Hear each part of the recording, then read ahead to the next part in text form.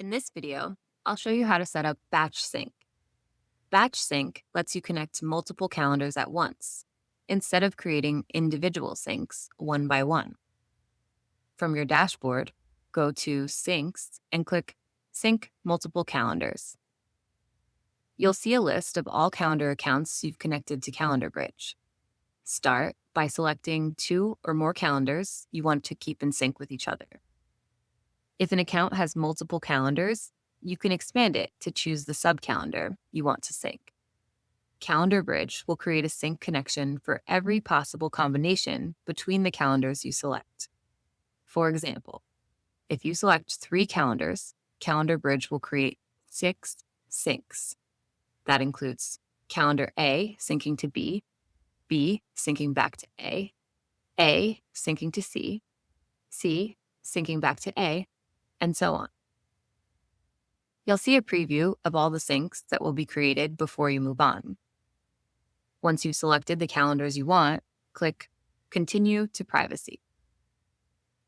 This is where you set the default privacy settings for all syncs created in this batch. So this is where you want to think broadly, not perfectly. In the next step, you'll fine-tune each sync connection individually, including tags, colors, filters, and visibility. Any default settings you choose here will already be applied. If you plan to use these settings across your entire batch, we strongly recommend using a tag, like copy, or a name for the batch, so it's immediately clear which events on your destination calendar are event copies. Copied events are read-only.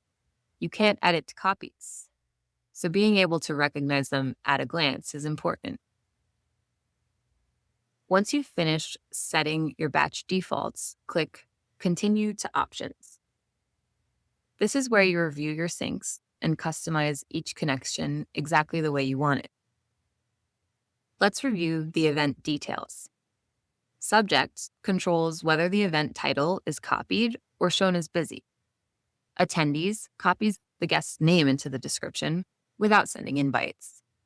You can also choose whether to include things like the description and location, online meeting ads, video meeting details like Zoom or Teams to the description.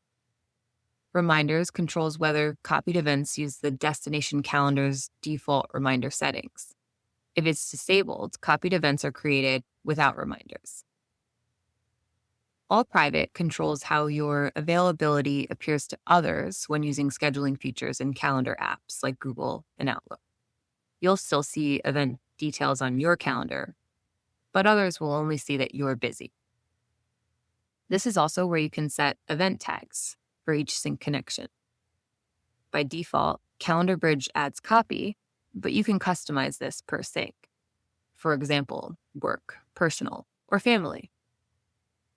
You can also assign a custom color to copied events, exclude certain event types, and filter events by specific days and time ranges.